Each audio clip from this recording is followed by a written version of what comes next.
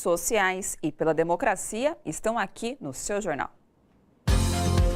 Em Brasília, a CUT e o DIEESE realizam jornada de debate sobre a PEC da reforma da Previdência.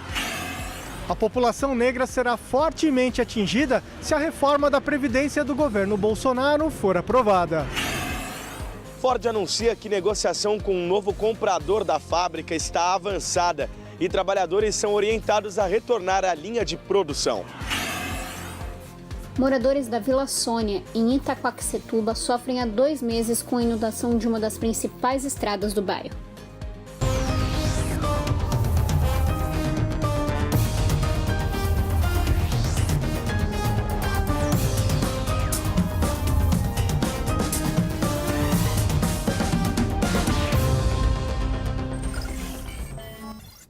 Depois de 3 meses de governo, Jair Bolsonaro parece ter encontrado a fórmula de combater o desemprego que atinge no país mais de 13 milhões de pessoas.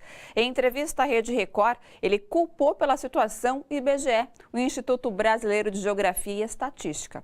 Segundo Bolsonaro, a metodologia do Instituto não é a mais correta, embora seja aplicada em outros países. Para Bolsonaro, o jeito de o IBGE fazer a pesquisa não mede a realidade. Parecem índices que são feitos para enganar a população, acrescentou. A Câmara de Vereadores do Rio de Janeiro acaba de aprovar a abertura do processo de impeachment contra o prefeito Marcelo Crivella por crime de responsabilidade. Mais detalhes ao vivo do Rio, agora com a repórter Viviane Nascimento. Boa noite, Vivi. Bom, daqui a pouco então a gente volta a falar com a Vivi sobre essa questão que está acontecendo lá no Rio de Janeiro do impeachment do prefeito Marcelo Crivella. Bom, em Brasília, as audiências públicas para debater a PEC da reforma da Previdência. Bom, nesta quarta-feira será a vez de o ministro da Economia, Paulo Guedes, comparecer à Comissão de Constituição e Justiça da Câmara. Do lado dos trabalhadores, a luta é para tentar impedir a aprovação da reforma. Esta foi a 15ª edição da jornada de debates sobre a PEC da reforma da Previdência. A segunda, entretanto, sobre o texto encaminhado pelo atual governo. As anteriores trataram da reforma proposta por Michel Temer. Mas para os representantes dos trabalhadores, a proposta de Bolsonaro consegue ser ainda pior. Situação que vai forçar milhões de pessoas a utilizarem o benefício da prestação continuada, o BPC, reajustado pela metade, obrigando idosos entre 60 e 70 anos a sobreviverem com apenas R$ 400. Temos convicção que a população não deve aceitar esse tipo de proposta do ministro Paulo Guedes.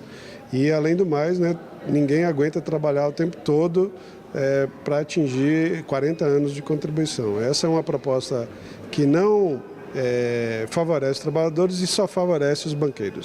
A jornada, organizada pela Central Única dos Trabalhadores, em parceria com o DIEESE, o Departamento Intersindical de Estatística e Estudos Socioeconômicos, reúne dirigentes sindicais, comerciários, servidores, bancários, jornalistas, profissionais de diversas áreas, com o objetivo de levar as informações sobre a PEC para as bases. Levamos para os sindicatos de todo o país e para a base essas informações detalhadas que nós conseguimos aprender com os técnicos, especialmente do DIEESE e da CUT. Nós temos, vamos dizer, um ganho na qualidade dessa informação e podermos explicar.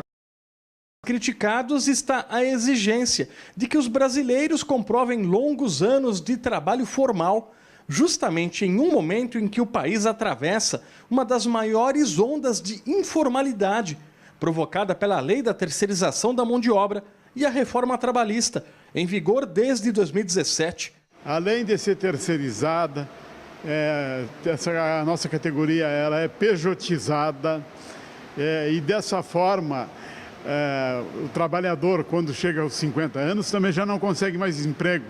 Então, como cumprir aquele tempo mínimo para se aposentar, se o cara, quando tem 50 anos, já não consegue mais emprego? Esses trabalhadores terceirizados que têm um contrato determinado, passou aquele período, essas pessoas são demitidas, ou podem ter a redução dos seus contratos, e essas pessoas não vão ter tempo de contribuição, A gente falou de idade, mas o tempo de contribuição necessário para ter uma aposentadoria digna.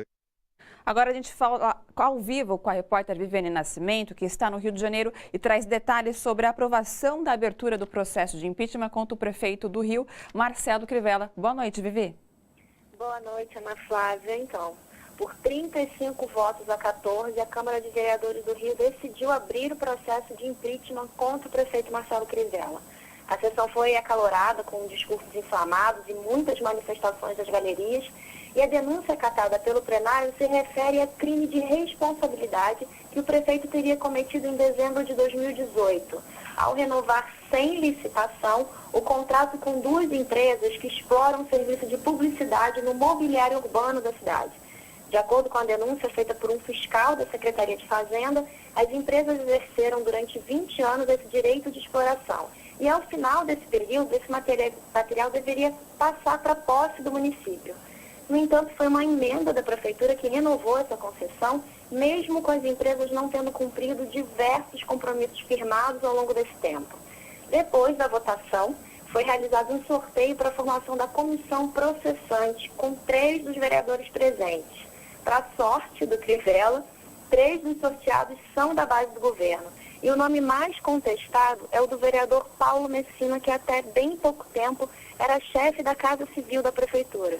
A partir de agora, o Crivella terá 10 dias para apresentar a sua defesa e essa comissão formada hoje terá 90 dias para apresentar um relatório que será votado em plenário. E vai ser preciso 2/3 da casa para acatar ou não, enfim, decidir se o prefeito vai ser afastado.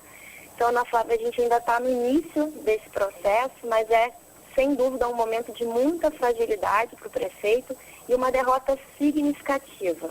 A gente, com certeza, vai acompanhar o desenrolar disso aí tudo, dando todas as informações para o nosso público da TVT. Vamos continuar de olho. Ana Flávia, boa noite. Perfeito, Vivi. Obrigada pela participação, pelas explicações e bom trabalho. O acordo feito pela Odebrecht com o Departamento de Justiça dos Estados Unidos deixa para a Lava Jato, em Curitiba, mais de 6 bilhões e 600 milhões de reais. O acerto é semelhante ao feito pelos americanos com a Petrobras, que deu a um fundo gerido por integrantes da Força Tarefa 2 bilhões e meio de reais. Segundo o site consultor jurídico, a Lava Jato vai decidir se pagará e a quem pagará indenizações com essa dinheirama toda. Os critérios para esses possíveis pagamentos estão numa parte do documento que é mantido sob sigilo. A defesa do ex-presidente Lula pediu acesso ao documento para saber quem foi lesado pelos atos da Odebrecht. No caso da Petrobras, a empresa se declara culpada pelos casos de corrupção e não aponta nenhum ato relacionado a Lula. Porém, a Petrobras é assistente de acusação no caso do triplex do Guarujá. Uma contradição. Se declara culpada nos Estados Unidos, mas vítima do processo contra Lula. E para manter sua hegemonia, se apossar de recursos naturais e ganhar concorrências no mundo inteiro, os Estados Unidos recebem gente de diversos países em busca de aperfeiçoamento profissional. O comentarista José Lopes Feijó observa que fazem parte desse grupo os procuradores da Lava Jato. A Operação Lava Jato, no Brasil, tem sido comandada por procuradores e juízes que foram treinados nestes seminários internacionais patrocinados pelos Estados Unidos, conforme denuncia o jornalista Luiz Nassif em um artigo no seu jornal GGN. E mostra que esses juízes são atraídos com passagens, com estadias, com alimentação e talvez até com outros mimos para esses seminários internacionais. Dentro em breve, no Brasil, cerca de 30 juízes estarão participando de um seminário patrocinado pelo Departamento de Justiça americano. A Operação Lava Jato destruiu no Brasil as principais empresas que concorriam no mercado internacional com as empresas americanas, ganhando concorrência. Produziu desemprego no Brasil e deu um enorme recuo ao PIB brasileiro, provocando prejuízos à nossa economia. Além de uma interferência indevida na política brasileira, criando as condições para o golpe de 2016 e para a eleição de Jair Bolsonaro, que acabou premiando Sérgio Moro, o juiz da operação, o mais famoso, com o cargo de ministro da Justiça. Deltan Dallagnol acaba de admitir esta interferência da justiça americana na justiça brasileira, ao confessar que a fundação que eles pretendiam criar, que receberia 2,5 bilhões da Petrobras, foi uma exigência da justiça americana, deixando claro que estamos sob interferência dos interesses americanos na justiça brasileira. Sérgio Moro acaba de dizer que, sob seu comando no Ministério da Justiça, a Operação Lava Jato não sofrerá nenhum recuo. Se é verdade que ele é um grande combatente da corrupção, eis aqui algumas coisas que ele poderia investigar para provar isso. O enorme laranjal da família Bolsonaro e as suas relações com as milícias do Rio de Janeiro. Aliás, onde anda o Queiroz? O assassinato de Marielle Franco e de seu motorista Anderson e quem mandou matar Marielle. Ou o enorme laranjal do PSL. Ou ainda o Caixa 2, confesso, do ministro Onyx Lorenzoni e que para Sérgio Moro, antes de ser ministro da Justiça, era um crime mais hediondo que o crime de corrupção. Eis aí a oportunidade do juiz provar que ele é, de fato, um fervoroso combatente da corrupção e dos malfeitos. Michel Temer, o ex-ministro Moreira Franco e outros 12 investigados pela Lava Jato por desvio da eletronuclear viraram réus. No Rio de Janeiro, o juiz Marcelo Bretas aceitou 2 denúncias feitas pelo Ministério Público Federal na última sexta-feira. Hoje, outra denúncia foi feita contra Temer e a filha dele, Maristela, pelo Ministério Público de São Paulo. No total, as denúncias aceitas por Bretas incluem 14 réus, entre eles o amigo de Temer, João Batista Lima Filho, o Coronel Lima e Otton Luiz Pinheiro, ex-presidente da Eletronuclear. A capital paulista registrou o primeiro caso de sarampo desde 2015. Segundo a Secretaria Municipal da Saúde de São Paulo, trata-se de uma infecção contraída na Europa. O paciente teria sido infectado durante uma viagem à Noruega. A identidade dele e o estado de saúde não foram divulgados. Apesar da confirmação da doença em São Paulo, não há ainda registro de transmissão interna. Outros 35 casos suspeitos de sarampo foram notificados e estão sendo investigados pela Prefeitura. Veja agora outras notícias desta terça-feira. Nova Zelândia aprova em primeira votação projeto de lei para restringir armamento no país. A proposta teve apoio de 119 dos 120 congressistas. A medida ainda deve ser votada mais 2 vezes. Ela foi proposta após os ataques a 2 mesquitas na cidade de Christchurch em 15 de março. Os atentados deixaram 50 mortos e 50 feridos. Moçambique registra mais de 1.000 casos de cólera após passagem do ciclone Idai em 14 de março. Uma pessoa morreu. Segundo a Organização Mundial da Saúde, a destruição de fontes de água potável e a falta de saneamento básico nos abrigos superlotados criam um ambiente propício para a disseminação da doença. O ciclone que atingiu Moçambique, Zimbábue e Malawi matou mais de 800 pessoas. O Canadá abre as primeiras lojas de varejo de maconha para uso recreativo em Ontário. Até agora, os consumidores só podiam obter a droga pela internet com a empresa de distribuição do governo.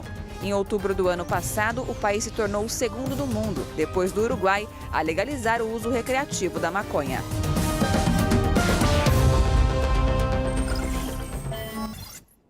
A Polícia Civil de Minas Gerais prendeu hoje, em Belo Horizonte, o vereador Cláudio Duarte, do PSL, o mesmo partido de Jair Bolsonaro. Também foi preso temporariamente por 5 dias o assessor parlamentar Luiz Carlos Cordeiro. O vereador é investigado pelo crime de rachadinha quando os funcionários devolvem parte do salário para o parlamentar. Suspeita de prática semelhante envolve o senador Flávio Bolsonaro e seu ex-assessor Fabrício Queiroz. Depois do intervalo, arma é furtada em feira de segurança no Rio. Você vai ver já já.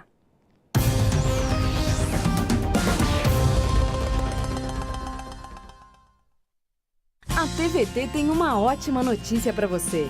É que a gente acabou de fechar uma parceria com uma grande rede de distribuição de remédios de uso diário e perfumaria também. E o melhor, preços que cabem no seu bolso e comodidade. É só fazer o seu pedido pelo site bomparatodos.net ou no WhatsApp, que em pouquíssimo tempo tudo chega na sua casa, rapidinho. É bom para você, é bom para todos. Parceria tem nome: bomparatodos.net. Olá pessoal, uma excelente noite a todos e vamos aos comentários. Eu começo lendo do Eduardo Selga. A extrema-direita começa a perder força no Brasil. Bolsonaro e Crivella que se cuidem. A Rita Vieira: povo na rua, vamos reagir, pessoal. E o Francisco Chaves Trigueiro: 5 anos de Operação Lava Jato e o resultado é a destruição da economia e corruptos no governo central. Daqui a pouco eu volto com mais comentários, não saiam daí.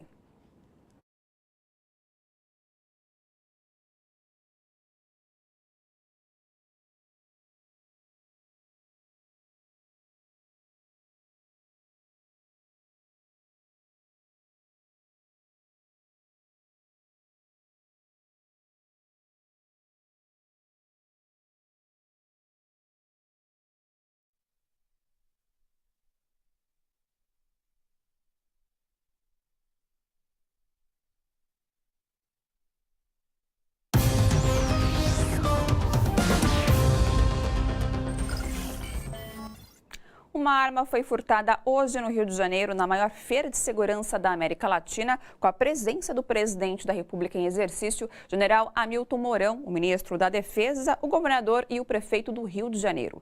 Foi removida de um estande uma pistola 9mm que custa no mercado R$ 1.700.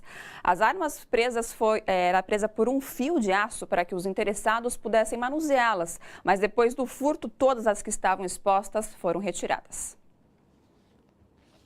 Desde o fim de janeiro, bairros em Itaquaquecetuba estão alagados. A situação tornou-se comum nessa época do ano, com as chuvas de verão e cheias do rio Tietê. Os moradores reclamam do descaso da prefeitura.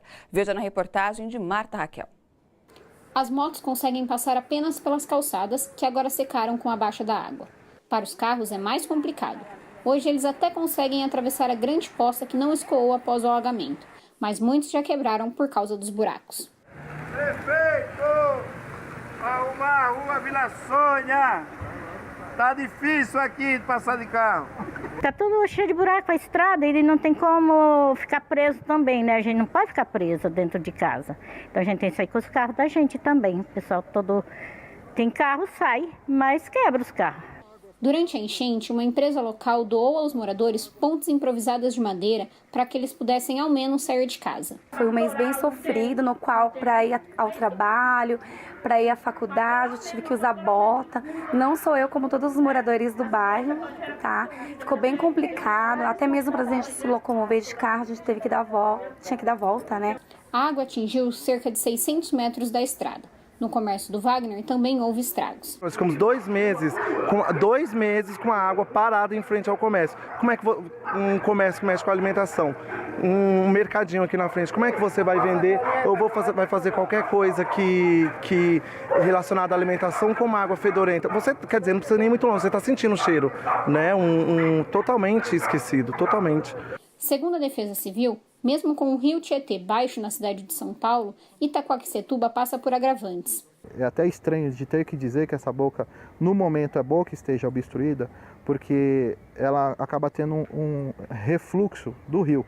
A capacidade de volume e pressão do rio Tietê é tão alta de que ele acaba mandando água pelas manilhas, e onde vai acabar vazando, né, escoando ali pela rua, aumentando esses volumes. Como ela está obstruída, acaba diminuindo esse refluxo do rio Tietê. De todos os lugares daí de cima vem água ali e desce na rua, então ajuda a alagar. Ficou cheirando peixe o tempo todo, a água ficou verde.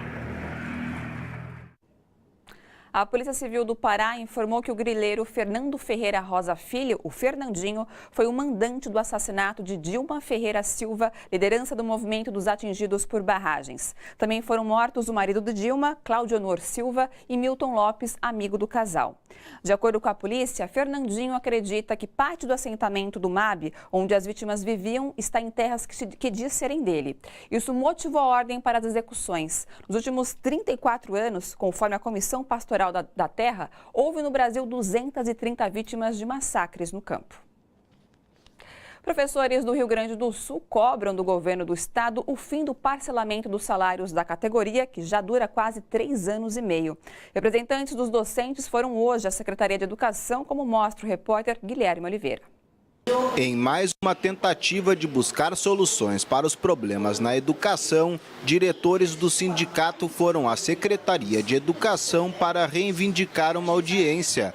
A comitiva, recebida pelo diretor-geral da pasta, Paulo Magalhães, cobrou o fim do parcelamento dos salários que completa 40 meses. Estamos numa condição de miserabilidade da categoria, de adoecimento, de endividamento, é o 40º mês de atraso do salário, né? Tanto que ganhamos uma ação na justiça no sentido dos danos morais da categoria. Os diretores cobraram que as decisões das gestões democráticas das escolas sejam respeitadas pela secretaria, o que não vem acontecendo. É preciso mais do que nunca acreditar que a única forma da gestão democrática, da autonomia da escola, onde tu acredita no poder que tu tem como gestor, né, para te poder fazer gerenciar, e a gente está vendo aqui que os próprios calendários dentro das escolas não estão sendo respeitados. O sindicato denuncia o projeto do governo tucano de privatizar tudo, inclusive a educação. Nós temos um governo que é a favor do Estado mínimo, sendo a favor do Estado mínimo também tem uma postura de enxugamento da máquina. Sendo a favor do enxugamento da máquina, tem uma postura de diminuir o número de turmas, né? Diminuir o número de turnos também. E com isso o governo apresenta para nós, enquanto CPS Sindicato, que não há uma demanda. Que não há uma demanda porque os alunos não se apresentam para serem matriculados. E nós temos outra versão, que o governo não apresenta número de turmas, né? Fecha o número de turmas dizendo que não há alunos procurando. E nós dizemos que há alunos procurando. Tem concurso de 2014 que o governo não está chamando mais.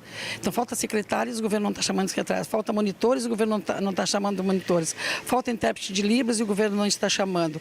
Falta administrativo, o que gerencia os recursos financeiros, e o governo não está chamando do concurso de 2014. E a gente precisa urgentemente de concurso para merenda e para limpeza. Não bastasse a desigualdade cotidiana vivida por negros e pardos, a discriminação toma novas formas na proposta de reforma da Previdência de Jair Bolsonaro ao ignorar questões sociais elementares e séculos de racismo. Veja na reportagem de João Miyagi. A proposta de reforma da aposentadoria do governo Bolsonaro será como a volta ao período da escravidão, afirma Maurício Pestana, ex-secretário de Promoção da Igualdade Racial da cidade de São Paulo. Nós negros somos os mais afetados com esse retrocesso.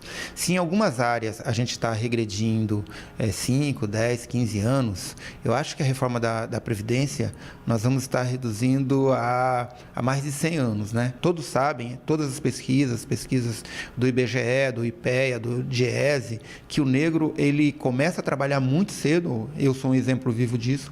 O meu primeiro registro de carteira eu tinha 12 anos de idade. Eu tenho mais de 35 anos de idade. E com essa reforma eu vou ter que trabalhar mais 10 anos. Ou seja, é muito diferente de quem começa, sobretudo uma classe média abastada no Brasil, a trabalhar com 25, com 30 anos. Em geral, os negros entram mais cedo no mercado de trabalho, recebem os menores salários e ficam mais tempo na informalidade, o que dificulta a aposentadoria. Infelizmente, tem que deixar o estudo muito mais cedo, tem que ser inserido no mercado de trabalho muito mais cedo.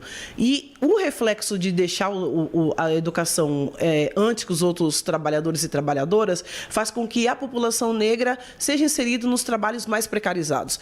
É a maior parte dos trabalhadores e trabalhadoras domésticos, é a maior parte dos trabalhadores e trabalhadoras da construção civil e de setores que são menos valorizados socialmente. De acordo com a dirigente sindical, as mulheres negras serão ainda mais prejudicadas. Quando a gente faz um debate sobre quem fica responsável pelo cuidado das crianças, pelo cuidado do lar, pelo cuidado dos enfermos, normalmente são as mulheres. Então, as mulheres negras têm muito mais que isso na sociedade. Elas são a maior parte das mulheres que são chefes de família. Então, o trabalho das mulheres negras é duplicado, é quadriplicado. Além de sofrerem com o racismo e as diferenças sociais e salariais, outro aspecto desfavorece os negros, a expectativa de vida.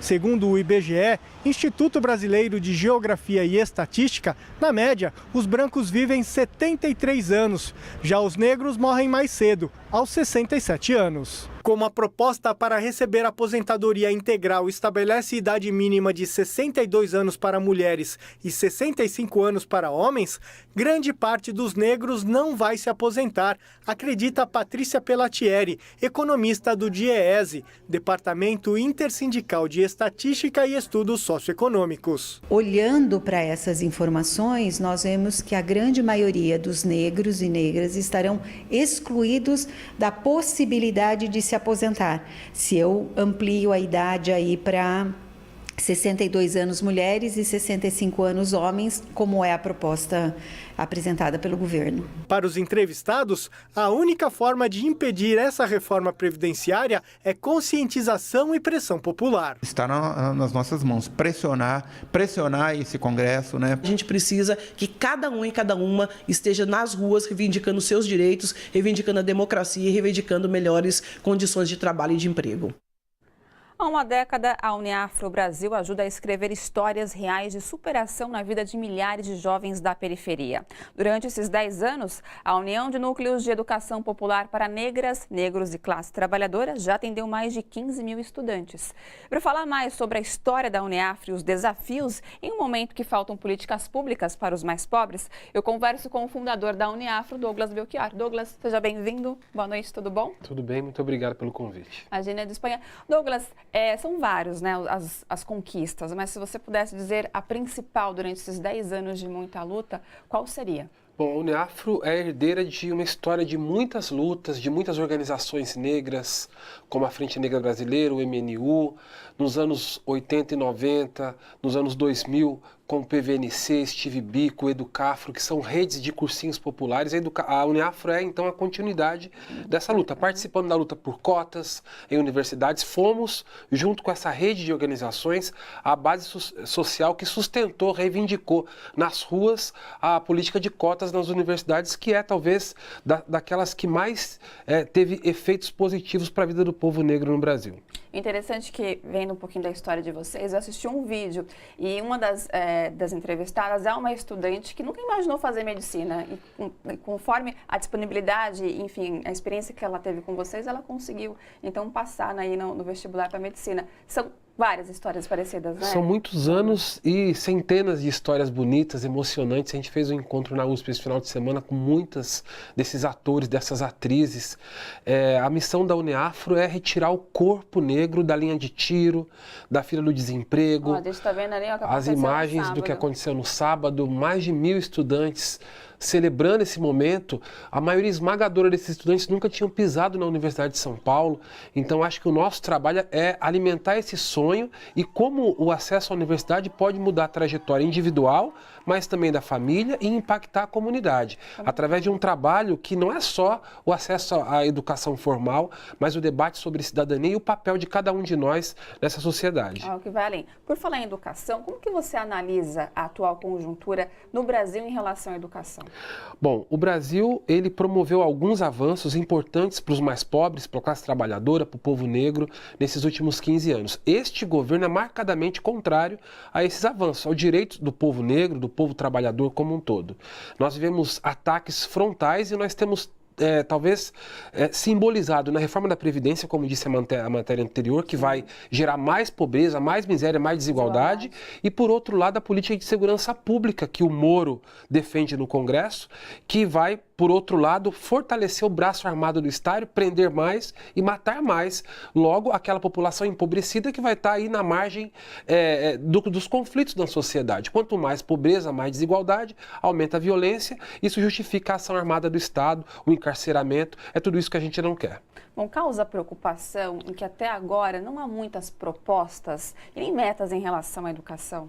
Não é prioridade desse governo oferecer direitos. É disso que se trata. É um governo que governa para interesses corporativos, interesses do mercado financeiro e interesse dos Estados Unidos. Cabe a nós, movimentos, fazer aquilo que é o nosso papel, pressionar. Semana passada, a Uniafro, junto com outras várias organizações, promoveram uma ação no Congresso Nacional, pressionando parlamentares, pressionando o presidente da Casa, Rodrigo Maia, para que ele não deixe tramitar uma proposta que pede a revogação da política de cotas. Veja o tamanho do absurdo. Então, cada vez mais é a nossa tarefa, nas comunidades, comunidades onde está a Uniafro, mobilizar, né, as pessoas, as famílias, e na esfera política fazer essa pressão também. A gente percebe que até a participação, né, dos 10 anos da Uniafro, que aconteceu no sábado, as pessoas estão participando, estão mais conscientes, né, Douglas? O nosso trabalho é justamente esse: matemática, física, química, biologia a serviço da luta política e da Revolução Brasileira. A gente teve a presença da família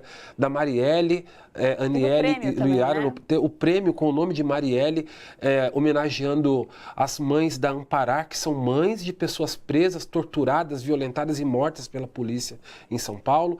Também uma homenagem a Cida Bento da CERT, também homenagem à família da Cooperifa e a irmã e a filha de Marielle que estiveram presentes com a gente, Aniele e Luiara.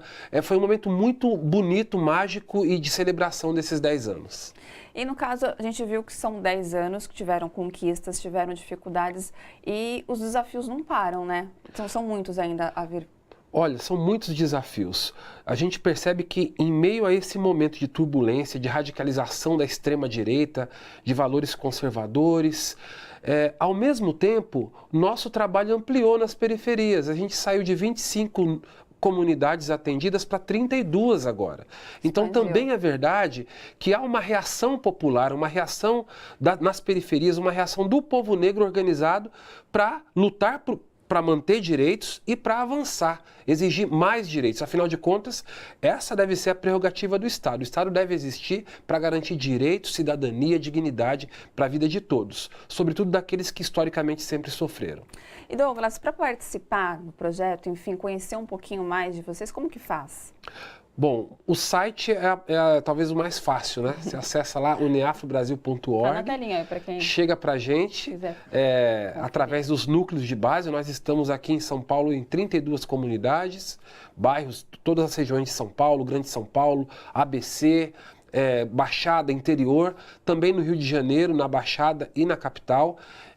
Então, acho que o site é a principal forma de chegar perto da gente e se enturmar. Você que é professor pode dar aula voluntariamente, você que quer ajudar de alguma maneira pode ser um ativista do movimento e você que quer voltar a estudar, ou que quer estudar, ou que quer fortalecer seus estudos, está convidado. Bacana. Obrigada, viu, Douglas, pela participação e parabéns pelo trabalho. Eu que agradeço a TVT cobrindo 10 anos de história da luta da Uniafro. Muito obrigado. Parceiros. Vamos ver agora como fica o tempo nesta quarta em São Paulo e outras cidades. Sol entre nuvens nesta quarta-feira em São Paulo. Máxima de 29 graus e mínima de 18. Não chove. Umidade relativa do ar em média de 60%. Índice ultravioleta muito alto. Mesma situação em São Bernardo do Campo. Variação de nuvens pela manhã com aberturas de sol ao longo do dia. Sem chuva. Máxima de 29 e mínima de 18 graus.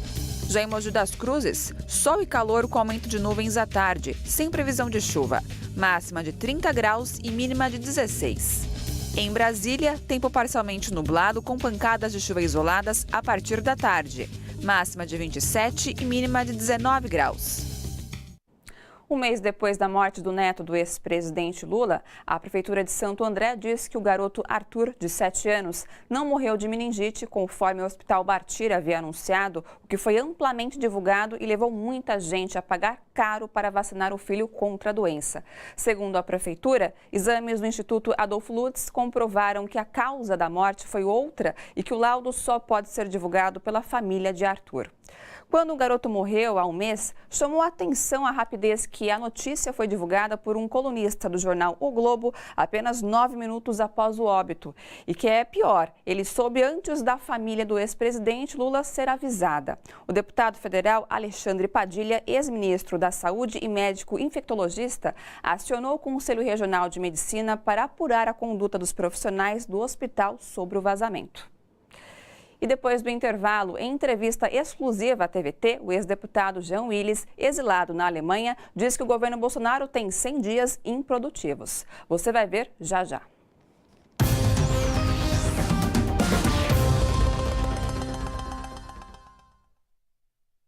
A TVT tem uma ótima notícia para você. É que a gente acabou de fechar uma parceria com uma grande rede de distribuição de remédios de uso diário e perfumaria também. E o melhor, preços que cabem no seu bolso e comodidade. É só fazer o seu pedido pelo site bomparatodos.net ou no WhatsApp, que em pouquíssimo tempo tudo chega na sua casa, rapidinho. É bom para você, é bom para todos. Parceria tem nome, bomparatodos.net. Pessoal, de volta com seus comentários e eu leio da Ana Paula. O distanciamento histórico provará a todos o que já sabemos hoje. A Lava Jato combateu somente a soberania e independência do Brasil, entregando aos Estados Unidos. A Vera Marinho, esse governo é uma vergonha. Daqui a pouco eu volto com mais comentários.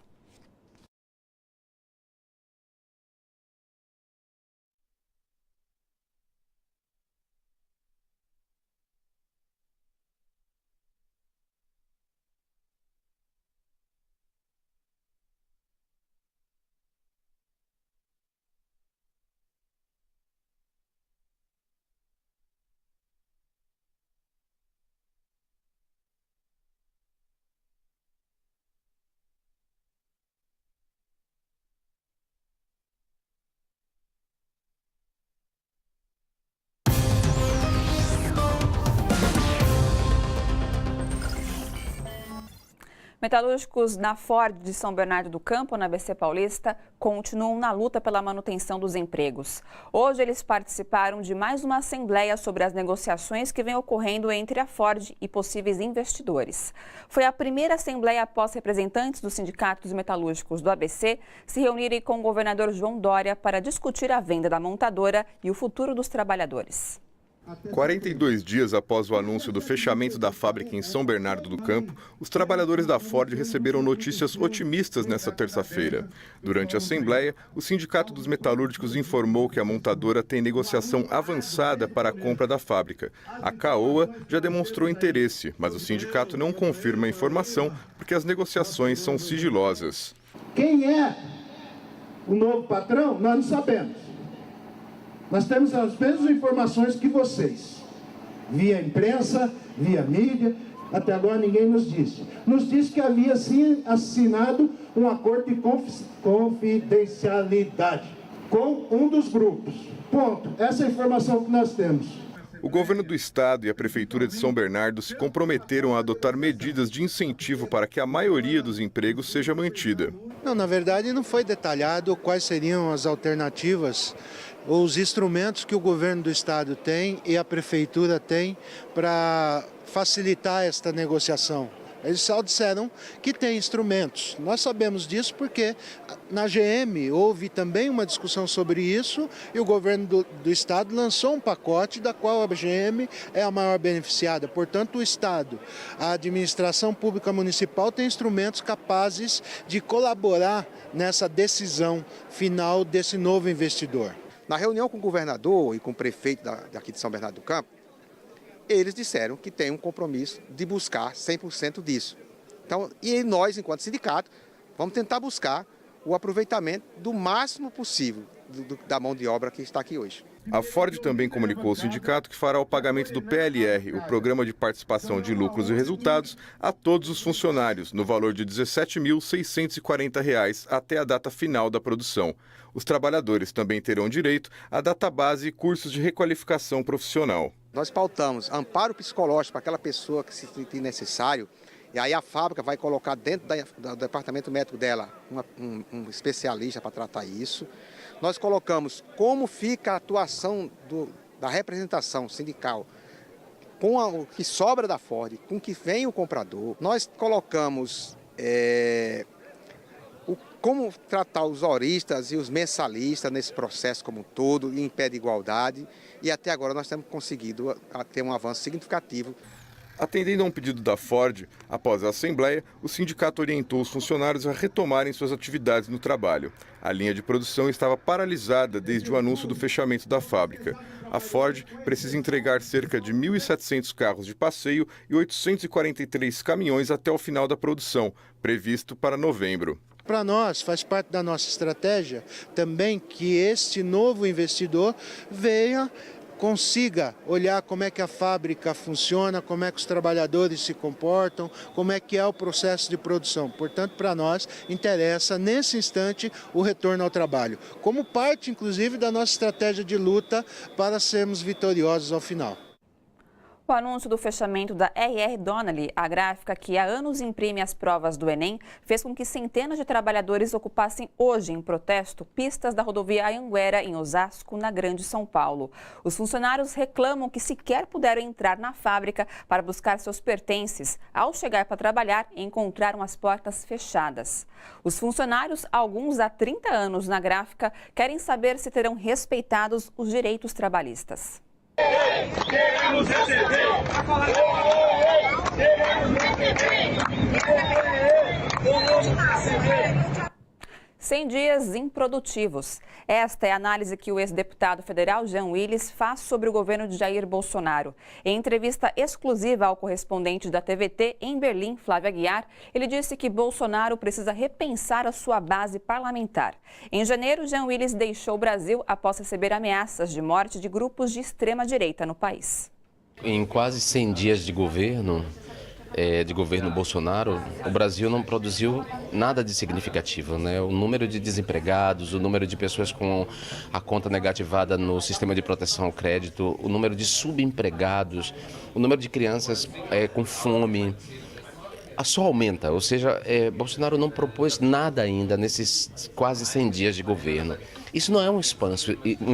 Isso não deveria espantar ninguém, porque uma pessoa que ganha uma eleição com base apenas em discurso de ódio e em fake news, sem apresentar um programa de governo, não poderia produzir em 100 dias alguma coisa de produtiva. Esse governo de 3 cabeças, que é a cabeça de Bolsonaro, a cabeça de Sérgio Moro e a cabeça de Paulo Guedes, esse monstro de 3 cabeças, é um governo perdido, né? Paulo Guedes não consegue levar adiante a reforma da Previdência, que é uma reforma, não é a reforma que nós gostaríamos, não é a reforma que os trabalhadores gostariam, não é a reforma que vai produzir justiça social no Brasil, uma reforma da Previdência que não taxa os mais ricos, que não combate a evasão ilegal de divisa, né, que não taxa a transmissão de herança, enfim, não é essa reforma que a gente quer, nessa reforma tributária, nessa reforma previdenciária que vai acabar com a aposentadoria, por exemplo. Então, Paulo Guedes não consegue levar adiante, Moro não consegue levar adiante seu pacote anticrime, que é uma falácia também, ou seja, o Brasil com graves problemas de segurança pública e o sujeito vai lá e propõe, além de ser uma cópia do projeto do ministro Alexandre de Moraes, ele vai lá e propõe endurecimento de pena, encarceramento e ampliação das prerrogativas das polícias para matarem. As polícias já matam no Brasil, já matam pobres, já matam pretos, já matam pessoas para quem o Estado de Direito nunca chegou. Então, o governo Bolsonaro é um fracasso retumbante e ninguém pode fingir que não sabia que seria um fracasso. Amanhã, o seu jornal exibe a segunda parte da entrevista com Jean Willis. Ele fala sobre a desastrosa política internacional do governo Bolsonaro. E para assistir às reportagens do seu jornal e também os outros conteúdos produzidos pela TVT, é só acessar o nosso portal. O seu jornal termina aqui. Boa noite a todos e a todas. Até amanhã e a luta por direitos humanos e democracia continua.